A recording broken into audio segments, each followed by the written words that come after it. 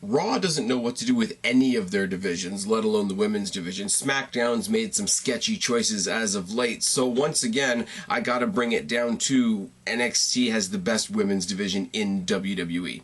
Let's talk about NXT.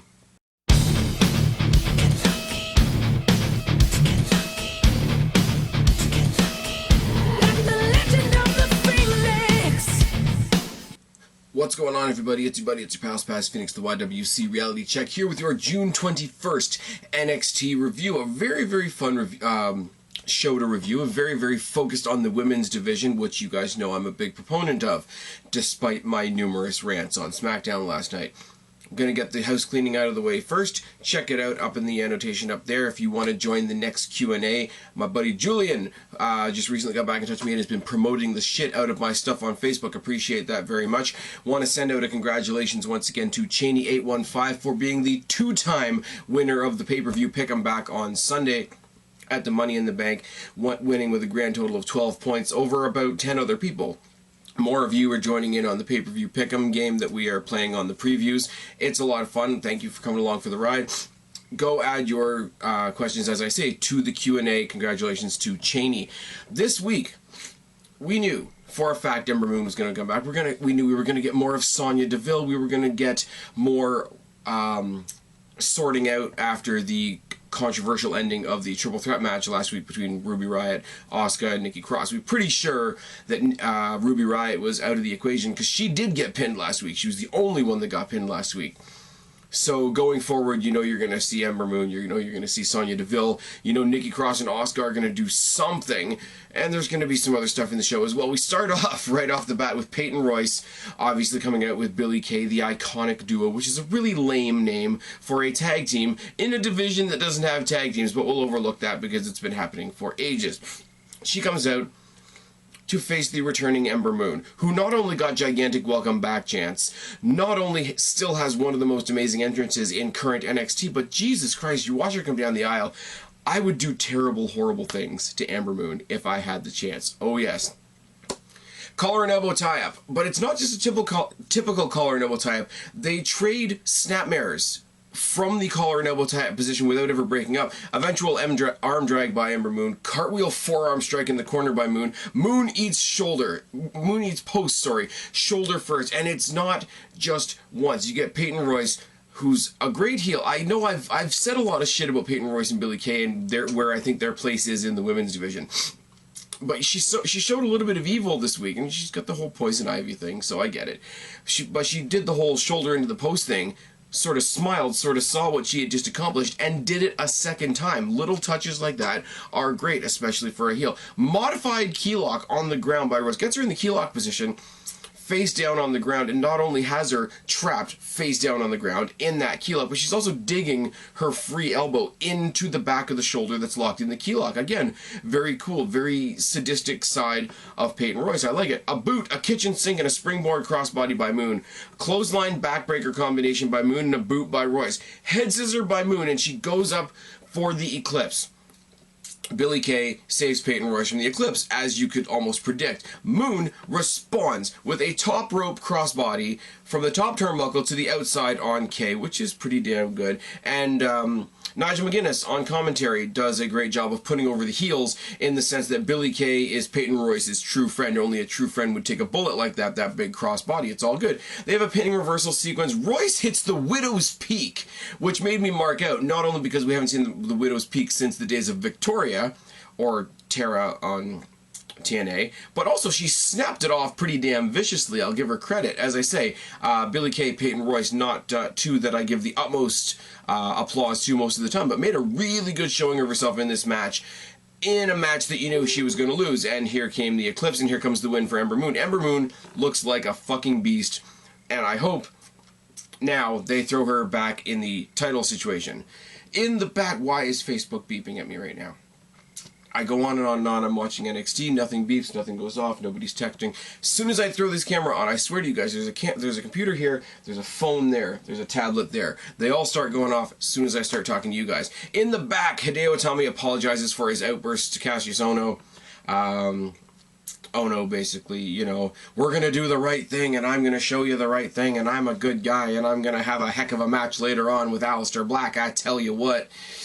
Didn't sound like Hank Hill, but that's another story for another day. The Ely brothers, who basically could have been anybody, taking on SAnitY. But from SAnitY, I question it, because you would think with SAnitY, you've got the leader, you got two male followers anyway, in Wolf and Dane. You figure if there's going to be a tag team coming out of SAnitY, it's going to be Wolf and Dane. Killian Dane, nowhere to be seen tonight. Last time we saw Killian Dane, he was doing us the favor of destroying No Way Jose, which made me a happy, happy boy. But you've got SAnitY in the form of Wolf and Young taking on the Ely brothers. As I say, the Ely brothers could have been cardboard cutouts because they didn't do fuck all in this match. Oh no. Wolf beats him down in the corner. There's a trip and an elbow drop combination by Wolf and Young. Snake Eyes in the corner and spears by Young. Pump kick by Wolf and a corner uppercut. Mudhole stomp by Young, which turns into a double team mudhole stomp by both members of SAnitY. Uppercut by Wolf, neckbreaker by Young. And they do this thing. I want to say that it's like the New Day Unicorn Stampede, but it's not retarded. Eric Young would be in there doing the mudhole stomp, mudhole stomp, mudhole stomp. He tags out. Wolf comes in. Uppercut, uppercut, uppercut. Back in as it goes, as it goes. Back suplex, top rope, neckbreaker combination by SAnitY. Basically, Wolf has him up in a belly-to-back suplex position, and Eric Young catches him off the top rope from that position into a neckbreaker. Almost an inverted RKO out of the air. I was going to say out of nowhere. Really, really interesting. If that's going to be their finisher, they got to have a name for it, because I don't want to have to explain it every time, and that's just my 2 cents. We replay all the controversy from last week in the Triple Threat match. Everything after Ruby Riott got eliminated, and they didn't mention Ruby Riott in the slightest, which makes me laugh. Cross and Asuka in their brawl from last week. Next week, we are going to have a last woman standing match between Nikki Cross and Asuka, one-on-one for the NXT Women's Championship. That's going to be great. I'm really happy about that. Nikki Cross isn't going to win, which is unfortunate, now that we've got Ember Moon back in the mix. But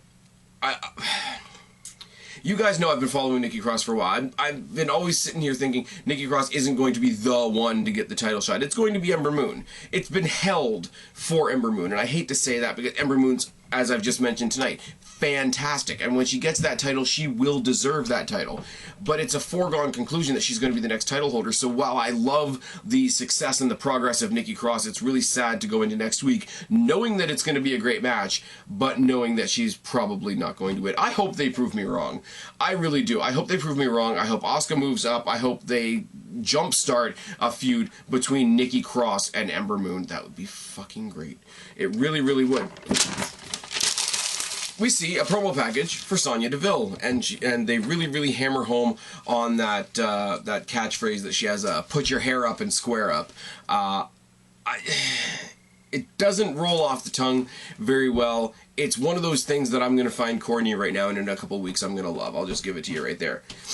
Then we have Sonya Deville in a match against Rachel Evers, who is, I believe, somebody can correct me if I'm wrong, she's the daughter of Paul Ellering, which is nothing to sneeze at. The fact that she's wrestling in half wrestling gear and half a t-shirt is kind of odd. I will admit that. Kind of looked like the ring gear that Alexa Bliss wore when she was doing her whole the Iron Man shtick that she did for a while. But Rachel Evers was really just led to slaughter. I love Sonya Deville. Sonya Deville's fucking great. I know the women of NXT, Peyton Royce, Billie Kay, I wasn't saying a whole lot about, but they're improving a lot. Aaliyah, I like more than most people. Liv Morgan, I like more than most people.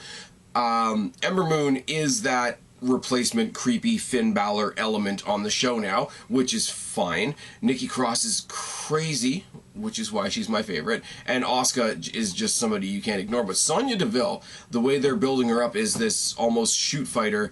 The way that people are going to hate this comparison. The way that they show Brock Lesnar as the real fighter on the wrestling show, I think they're trying to give Sonya Deville that same real fighter in NXT type of thing, because they keep on saying, you know, when you got somebody that's had all these real fights in UFC that's been fighting in cages and has a legitimate UFC thing, they're trying to make her sound bigger than the division, which is almost good because she does fit that bill, and it makes me want to see her versus Asuka. There's so many options in the NXT Women's Division right now. It's fucking great.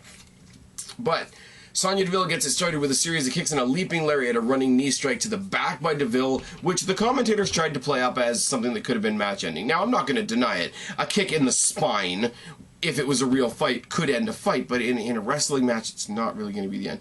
Several knee attacks to the gut, rapid kicks, and body scissor by Deville, adding in a headlock at some point.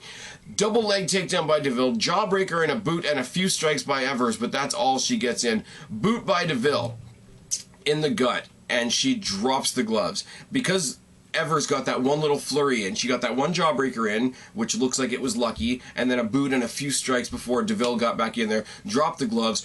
Ridiculous body shots to the gut until basically Evers was on the ground, sort of clutching her internal organs, for lack of a better term. She puts her in the Kimura, a standing Kimura like Brock Lesnar does, and then from that position, she does a snapmare into a seated Kimura, and eventually gets the tap-out win for Deville. Again, like I say, you go into this match knowing that it's going to be an exhibition for Sonya Deville, knowing that Rachel Evers is going to the slaughter. You know that in advance, but they destroyed her without making her look destroyed, if that makes sense. So then later on down the line, if they want to use Rachel Evers, give her a shot. Once Deville has gone on to do other things, they can still do that. She doesn't look like a jobber, which is great.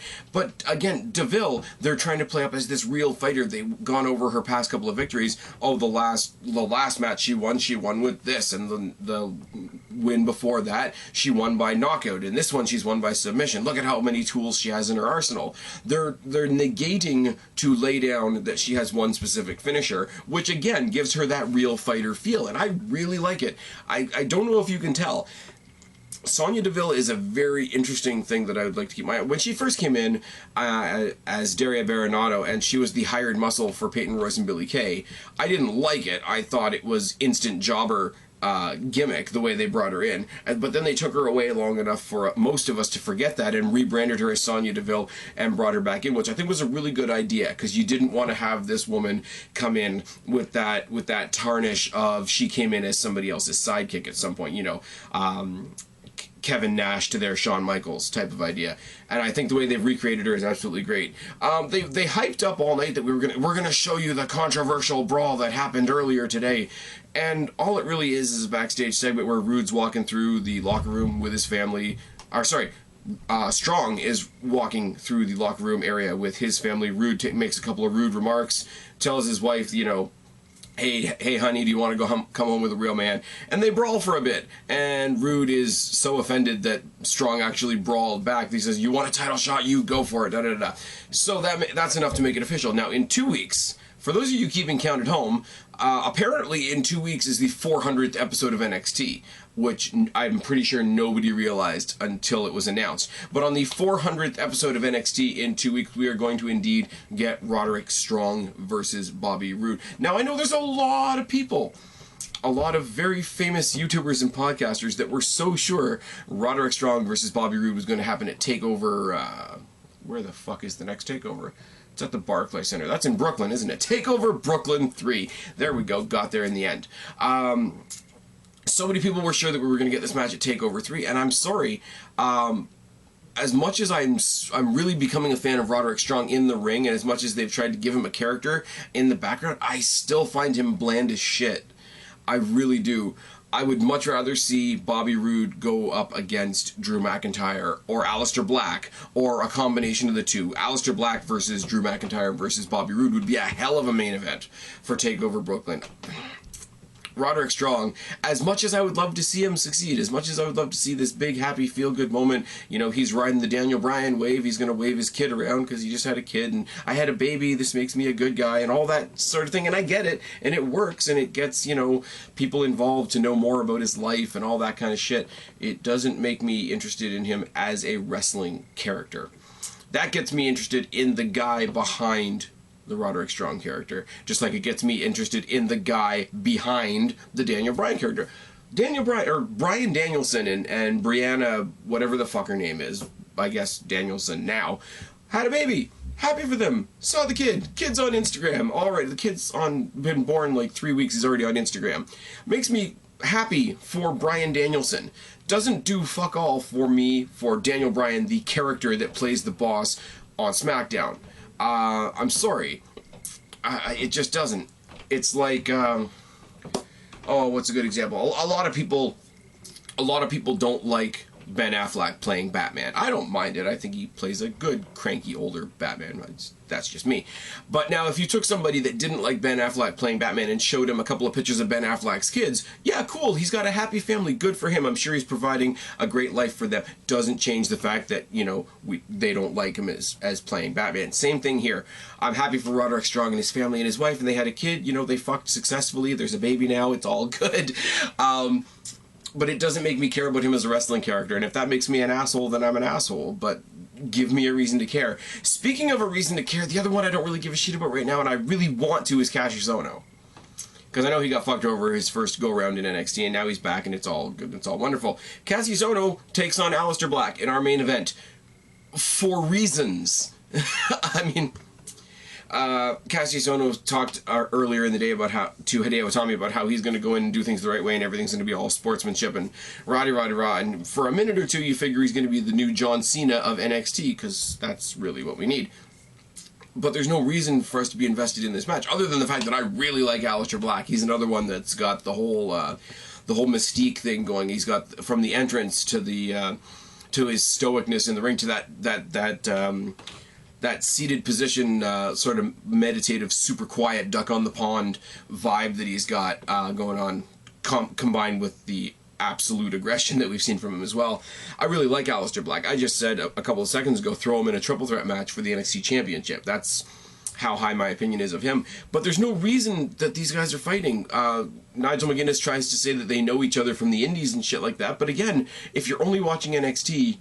and both of these guys are... neither of these guys are really heels. So it's not even a very generic, I'm a bad guy, I'm a good guy, so we're gonna fight. It's just, here's Aleister Black, who's sort of chaotic neutral, and Ohno, who's being a face. So there's no story other than athletic competition, which is fine, and I'm all for that. I mean, hell, I was one of the most outspoken proponents of the CWC, which was zero story and all athletic competition, and it's wonderful. But as the main event of an episode of NXT, I wish I could see more. I want to see Drew McIntyre take on Aleister Black. But anyways, so we've got the story going into this match that Cassius Ohno is going to go in there and he's going to fight and he's going to do it the right way. They got a test of strength to start and a takedown by Ohno, front face lock by Black, and Ohno does a really cool thing there. It's because it's not exactly being a dick, but he's playing a little bit of mind games. Aleister Black has him in a headlock. From that position, Ohno lifts him straight up. He gets him in that position where, like, I've got you up in the air. I could do anything I want to you right now. I could fucking slam you out of the ring if I wanted to. Perches him on the top turnbuckle, walks away clean. Lets him think about it for a couple seconds. That's a mind game. That is a... I do like that. Props to Cassius Ohno on that one. Collar no tie up and Black works the arm and eventually turns it into a key lock. Reversal into a wrist lock by Ohno. Black gets the key lock. Black gets the key lock back once again. Speaking isn't as easy as you think it is. Corner chops by Ohno and a headlock by Black. Strikes by Black, a snapmare and a chinlock by Ohno. Standing senton by Ohno is impressive. Dropkick, takedown, and a couple of chops. Double stomp by Black. Ohno tries to go for this some sort of baseball slide maneuver. Black catches him in mid-slide with a double stomp. And from a guy that size, a double stomp is really going to hurt, isn't it? Springboard moonsault by Black. Boot by Black. Boot by Ohno. Anything you can do, I can do better. I love the story. Flurry by Black. Enziguri by Ohno. High knees by Ohno. X-Plex by Ohno. Made famous by our current UK champion, Pete Dunne. But the eventual Black Mass gets the win for Aleister Black. Now, I really like this. I really like that they let Aleister Black win because I know that they're really trying to give Cassius Ohno this feel-good story. But Aleister Black is a total package right now. He's the newer guy. He's the one that we're less familiar with unless you watch British wrestling and unless you were super invested in the UK tournament and his random appearance there to fight Neville. He's the one that needs the push, and he's the one that's got the really good image that can use that push. This was a really good match. Everything else on this card, I mean, yeah, we got another example of how badass SAnitY is, but everything about this card makes me want to see more of the WWE Women's Division, or sorry, the NXT Women's Division. Peyton Royce and Billie Kay have really upped their game, in my opinion. Ember Moon is back, and she's badass. Sonya Deville is destroying people. We're going to get a Falls Count Anywhere women's match next, or sorry, not Falls Count Anywhere, a last woman standing match between two of my favorite women in WWE as a whole. Next week, we're going to get a title match that we thought we were going to get at a pay-per-view in 2 weeks as NXT celebrates their 400th episode. NXT is really plowing Raw and SmackDown super hard, bent them over, no lube. NXT is winning, hands down. And I'm sorry, as much as some sexist guys out there aren't going to like what I'm about to say, the women in NXT are leading that charge, and I love that there's at least one. I'm a big fan, as I keep saying, I'm a strong supporter, a strong proponent of women's pro wrestling, and I'm glad that there is at least one show WWE produces that can get me excited about women's pro wrestling. This was, all in all, a great episode of NXT, but I'd like to hear what you guys have to say. I've been Spaz, your YWC Reality Check. Subscribe up there, talk down there, start a conversation, keep all of these conversations going. Don't be a stranger. I will talk to each and every last one of you later, but for right now, I am tagging out. Bye, guys. You're a freak like me, don't apologize. They can't hold you down, you were born to rise. It's time now to come out. If you're a freak like me.